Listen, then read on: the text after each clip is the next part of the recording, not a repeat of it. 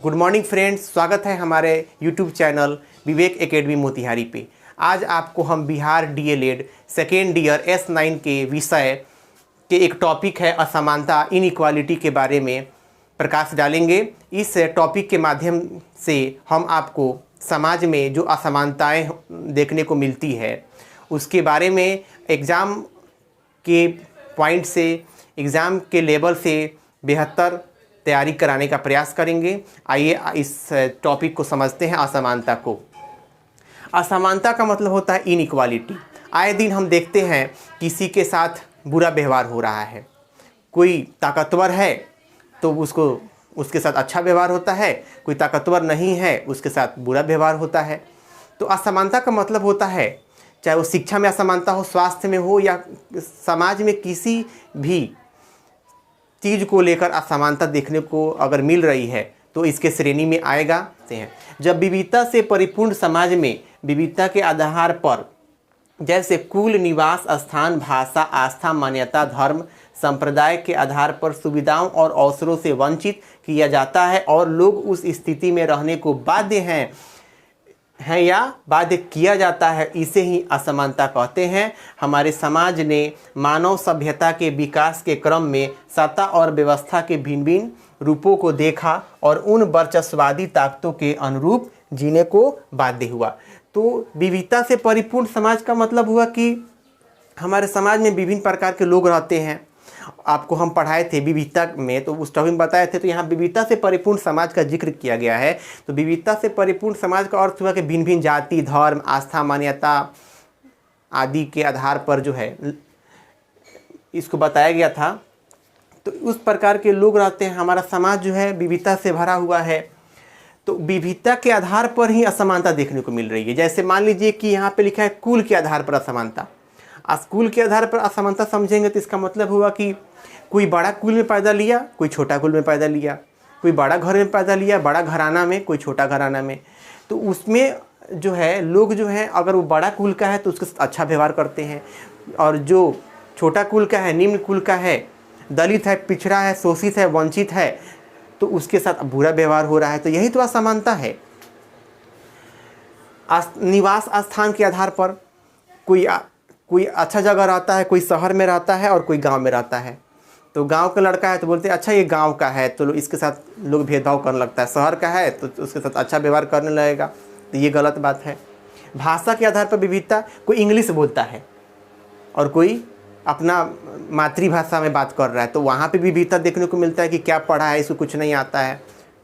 लोग भाषा शैली पर जा रहे हैं तो ये भी असमानता देखने को मिल रहा है। इंटरव्यू में जा रहे हैं तो वहाँ पर जो इंग्लिश बोल रहा है, जो ज़्यादा अपने आप को शो ऑफ कर रहा है, उसको ज़्यादा जो है मार्क्स मिल रहे हैं, वहाँ पे भी असमानता देखने को मिल रही है। और जो मातृभाषा में बात कर रहा है उसको गंवार समझा जा रहा है, तो वहाँ पे भी भाषा के आधार पर असमानता देखने को मिल रही है। आस्था के आधार पर कोई किसी भगवान को पूजा करता है, कोई किसी भगवान को पूजा करता है। मुस्लिम जो है मस्जिद में जाते हैं, हिंदू मंदिर में जाते हैं, तो जो है यहाँ पर भी असमानता देखने को मिलती है। मान्यता, कोई किसी धर्म को मानता है, कोई किसी धर्म को मानता है, कोई किसी जाति को में पैदा हुआ है, कोई किसी जाति में पैदा हुआ है। तो यहाँ पे भी अपनी अपनी मान्यता के आधार पर भी जो है असमानता देखने को मिल रही है। धर्म के आधार पर हिंदू, मुस्लिम, सिख, ईसाई जो है आपस में सब भाई भाई हैं। लेकिन जहाँ जातीयता की बात आ रही है, जहाँ समाज के विकास के बात आ रही है, तो वहाँ पर जो है लोग अपने अपने समाज को आगे बढ़ाने का प्रयास कर रहे हैं। तो यहाँ पर भी असमानता देखने को मिल रही है।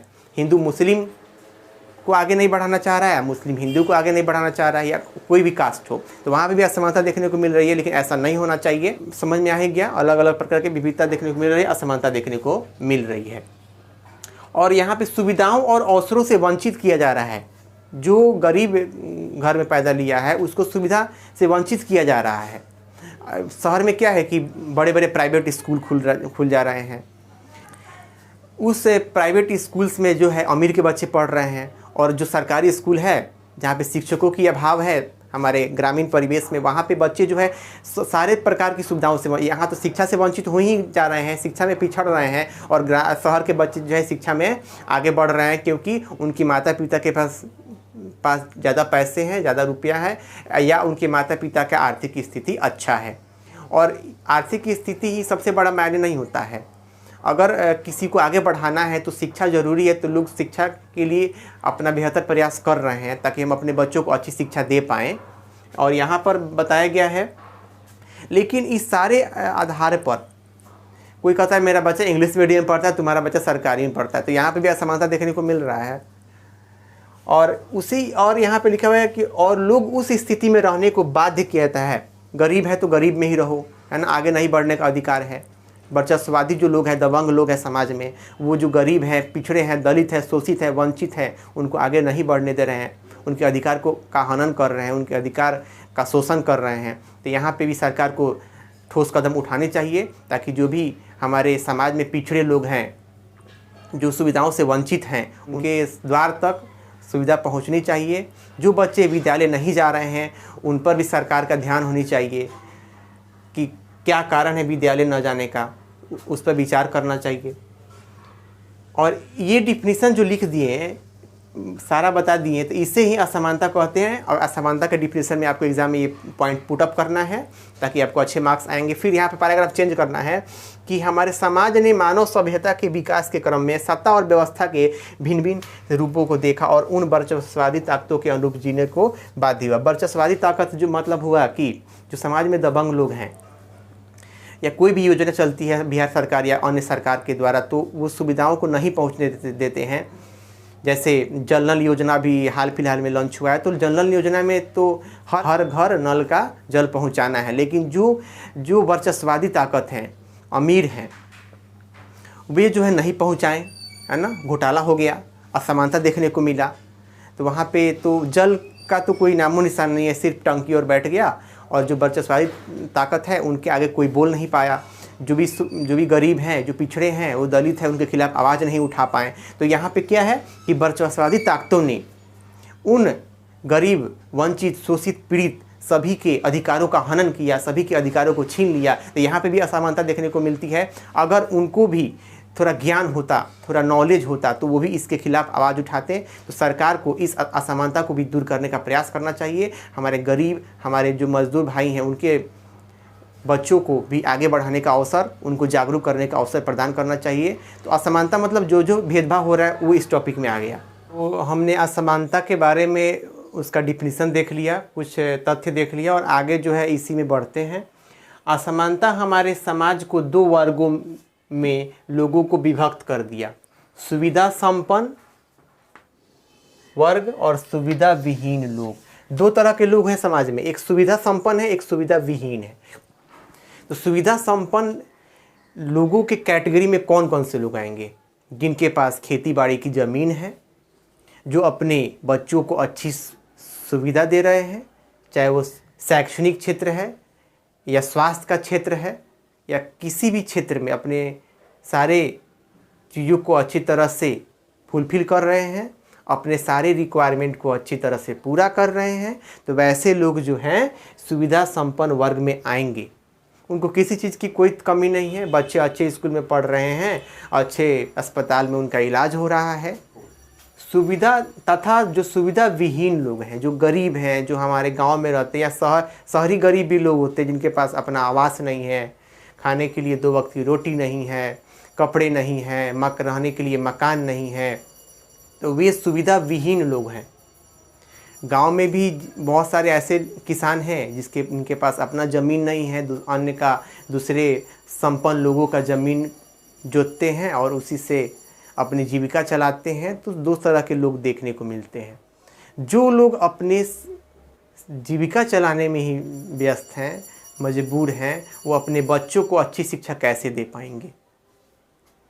जो लोग 2 जून की रोटी नहीं जुटा पा रहे हैं, वो अपने बच्चों को अच्छी शिक्षा कैसे देंगे? तो ये दोनों सुविधा संपन्न वर्ग और सुविधा विहीन लोग में असमानता हो गया। तो यही तो असमानता है समाज में कि कोई अच्छा शिक्षा दे पा रहा है, कोई शिक्षा नहीं दे पा रहा है। कोई अच्छा स्वास्थ्य सुविधा मुहैया करा रहा है अपने परिवार को, कोई नहीं करा पा रहा है। कोई अन्न बर्बाद कर रहा है और कोई अन्न के लिए तड़प रहा है। तो ये दोनों में असमानता देखने को मिल रही है। और इसी कड़ी में जो गरीब लोग हैं, उनके बच्चे जो है स्कूल न जाकर छोटे मोटे काम कर लेते हैं, इसी के बारे में यहाँ जिक्र किया गया है। हमारे आस पड़ोस में कई ऐसे बच्चे मिल जाएंगे जो स्कूल नहीं जाते क्योंकि वो मजबूर हैं, उनको खाने के लिए रोटी नहीं है, रहने के लिए मकान नहीं है, तो वे 2 जून की रोटी जुटाने में ही अपना सारा जीवन न्यौछावर कर दे रहे हैं। स्कूल नहीं जाते, उनके भोजन, कपड़े एवं घर की ज़रूरतें पूरा नहीं हो पाती। वे गरीबी के कारण छोटे उम्र में ही छोटी मोटी मजदूरियाँ, कई तरह के काम में लग जाते हैं। गरीब लोगों के पास संसाधन की कमी है, ना खेती करने के लिए ज़मीन है और ना रहने के लिए घर। यह विविधता नहीं है। विविधता का मतलब तो हो गया कि जाति, धर्म, मान्यता, आस्था, इससे भी अलग ये चीज़ है असमानता। विविधता और असमानता में अंतर है। जो समाज में जो असमानता है, एक दूसरे में जो फर्क है, तो वो विविधता के श्रेणी में नहीं आ रहा है। यहाँ पे ये जो हम बातें जो बताए हैं, ये विविधता नहीं है, यह लोगों के बीच असमानता और गैर बराबरी का अर्थ कि किसी को अच्छा पद मिलना और किसी को एकदम निम्न स्तर का जीवन मिलना, तो ये गैर बराबरी है। अब आगे हम लोग देखेंगे शैक्षिक असमानता का कारण क्या, क्यों हम लोग असमानता के विभिन्न बातों को जाने, असमानता के कारण क्या है। अब आते हैं, मेन टॉपिक है शैक्षिक असमानता के कारण। आखिर शिक्षा में क्या असमानता है, तो उसके बारे में 3 कारण जो हम बताएंगे, एग्ज़ाम पॉइंट ऑफ व्यू से बहुत इंपॉर्टेंट है। एग्ज़ाम में आप पॉइंट वाइज लिखिएगा, टॉपिक बना के अंडरलाइन करके। पहला टॉपिक है निर्धनता। पहला कारण गरीबी है। अगर सब कोई अमीर होता तो सभी अपने बच्चों को अच्छी शिक्षा दे पाते। तो निर्धनता में जो लोग गरीब है या उनकी आर्थिक स्थिति ठीक नहीं है, वे अपने बच्चों को गैर सरकारी विद्यालय भेजकर नहीं पढ़ा सकते, क्योंकि वो तो 2 जून की रोटी जुटाने में ही उनका सारा जीवन बीत रहा है। तो अपने बच्चों को प्राइवेट स्कूल में कैसे भेजेंगे। और जो अमीर है वो अपने बच्चों को प्राइवेट स्कूल में भेज रहे हैं, तो शिक्षा का स्तर में अंतर हुआ कि नहीं, असमानता देखने को मिलेगी कि नहीं। तो यही तो असमानता है, पहला कारण से स्पष्ट हो रहा है। दूसरा है कि शैक्षिक असमानता के अस्तरीकृत प्रावधान। सरकार जो है अलग अलग प्रकार के विद्यालय खोलने की अनुमति दे रही है। प्राइवेट स्कूल है ना, सरकारी स्कूल, गैर सरकारी स्कूल, बहुत सारे स्कूल। अगर एक ही प्रकार का स्कूल रहता तो शिक्षा में समानता रहता, कोई असमान शिक्षा ग्रहण नहीं करता, समानता की बात ही नहीं होती। लेकिन 4 तरह के स्कूल हैं। तो इसे हमारे देश में मुख्यतः 4 प्रकार की शैक्षिक संस्थाएं हैं। पब्लिक स्कूल, जिसमें धनी व्यक्तियों के बच्चे पढ़ते हैं, नगर पालिकाओं या पंचायतों द्वारा संचालित स्कूल, और तीसरा है राजकीय सहायता द्वारा संचालित स्कूल, और चौथा है सरकार द्वारा संचालित स्कूल। पब्लिक स्कूल मतलब प्राइवेट स्कूल, जो CBSE स्कूल है या ICIC जो बोर्ड हैं या अन्य बोर्ड हैं, जो उसके लिए मनमानी शुल्क ले रहे हैं और शिक्षा दे रहे हैं, सारी सुविधा दे रहे हैं, तो वो पब्लिक स्कूल में आ जाएगा। नगर पालिका या पंचायत द्वारा भी स्कूल है।